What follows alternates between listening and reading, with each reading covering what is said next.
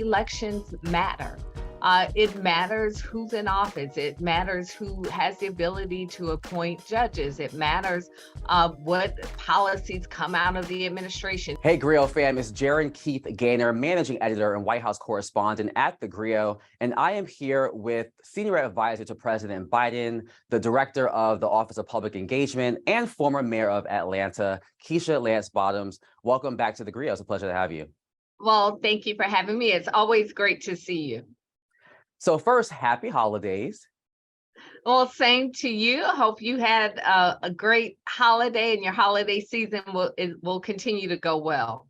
I did. And as you know, the White House kicked off the holiday season this week, first with the unveiling of the holiday decor in the East Wing and the 100th celebration of the Christmas tree lighting.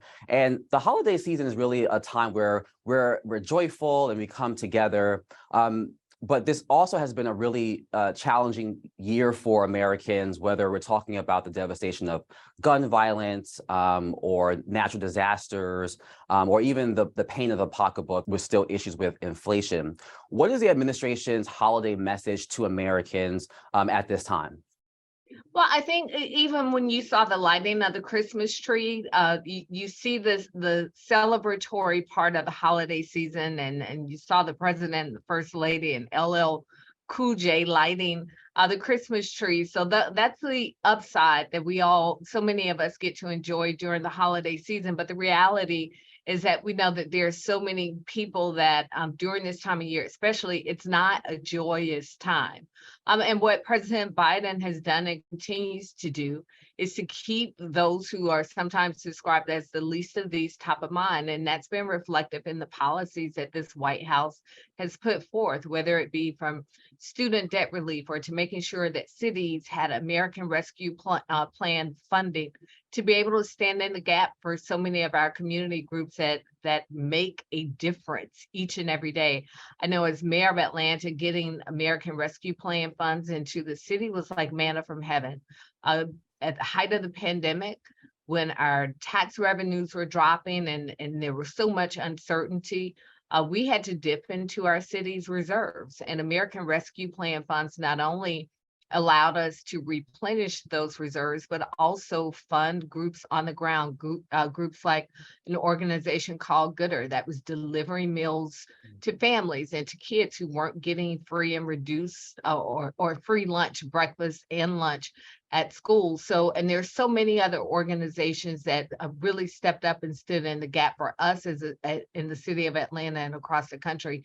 And all of that was driven by the Biden administration and the policies that have been put forth that's allowed leaders across the country to make a difference in communities across the country. You mentioned student loans, and the Biden administration extended the pause on payments given the holdup in the courts with a few lawsuits.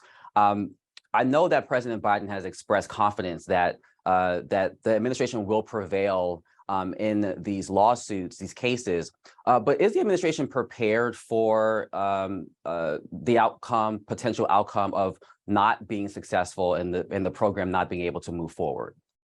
Well, the president has put forth a policy and the administration is doing everything possible to make sure that the up to 40 million people who are eligible for this relief actually receive this relief. That's why you saw the president extend the pause. And again, it's a reminder that elections matter. It matters who's in office. It matters who has the ability to appoint judges. It matters what policies come out of the administration. It matters what Congress approves. All of these things matter. And so the president's going to continue to do everything in his power to make sure that this relief is felt. We are confident that we will prevail in the courts, and should something else happens that doesn't allow us to prevail in the courts, then the White House will continue to explore additional policy to make sure that people have the relief that they so need and deserve. I want to move on to monkeypox. The administration worked diligently to address the outbreak in the U.S. cases have dropped. However, is there a concern that there could be another uptick of monkeypox like we've seen with COVID over the years? Well, and you probably saw the news that WHO has made the recommendation that we move from the name monkeypox, that it now be known as Mpox, and that's to remove part of the stigma that's been associated with the name monkeypox. But what we've seen is great success with the vaccines that have been rolled out. The recommendations on vaccines are to gay and bisexual men, men who have been exposed to sexually transmitted diseases over the past year or so. And so there are a whole group of people that we are recommending vaccines for. We've had a lot of success with the vaccines at the height of this outbreak in August. We have seen a tremendous decline in the numbers in terms of people who have been infected, and that is in large part because of the vaccines. And especially for African American men, we had great success during Black Pride in Atlanta, where 4,200 people were vaccinated. We also need to make sure that people get their vaccines, that second dose of that vaccine. And so while we saw that great success, even with Black Pride in Atlanta, what we're seeing is that the number of people who are infected are still concentrated in certain areas. So for example, in Georgia, a large portion of the people who are infected are in the metro Atlanta area. There's very large gay Black male population in that area. So we've got to make sure that people continue to get their vaccines, get their second doses, not just in Atlanta, not just in Georgia, but across the country, to really make sure that we are able to continue to control this outbreak. This is one that we have the tools to respond. You know, so often we don't have tools. We saw that at the beginning of the pandemic, and then we were able to get the vaccines out, and people have been able to resume normalcy in their lives. Well, it's the same thing with the Mpox outbreak.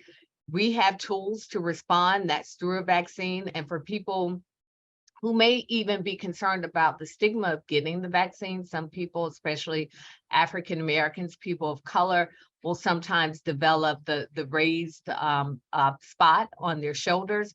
Well, you can also get the vaccine in places that it won't be seen. You can get it on your back, or there are other places that the vaccine can be administered. So we're being very thoughtful on the stigma and how we are able to respond, but it's incumbent on those who may be at higher risk to make sure that they get vaccinated and get that second vaccine shot. Absolutely. I want to move on to the Black agenda. The White House has certainly delivered on, in many areas, important to Black Americans, from marijuana pardons to student loans, as we talked about earlier, justice for the investments in climate change and infrastructure, and obviously many diverse appointments across the federal government. But there are some areas in which Black Americans wanted to see some progress that did not happen in Congress. Given the fact that in the next Congress, President Biden will be governing over a divided Congress, where does that leave the Black agenda? And are there areas in which you think Republicans and Democrats can work together? Well, what you'll see is what the president has always done. He's going to continue to push, and he's going to continue to lean into those things that are important to all of our communities. But we have especially seen the impact in the African American community. So the president has talked repeatedly about his ability to get things done in a bipartisan manner. His push to do that will not end, but to the extent that he can't get it done in a bipartisan manner, he's still going to do everything that he needs to do to make sure that people have what they need. And in the African American community, we know that the needs are plentiful, whether it be from needing that student debt relief that so many people need, especially those who are Pell Grant eligible. I was a Pell Grant recipient, so having that type of relief, student debt relief, would have been a game changer for me. And I know that it is for people across the country, whether it's leaning in as we look at marijuana convictions. We see what the president has done on that. So he has a whole list of things that we know are particularly impactful in communities of color, and he'll continue to push to get those things done in a bipartisan manner. And to the extent that it can't be done in a bipartisan manner, he's going to use every single tool in his toolbox to get it done. Mayor Bottoms, thank you so much for your time. Thank you. Always great to join you.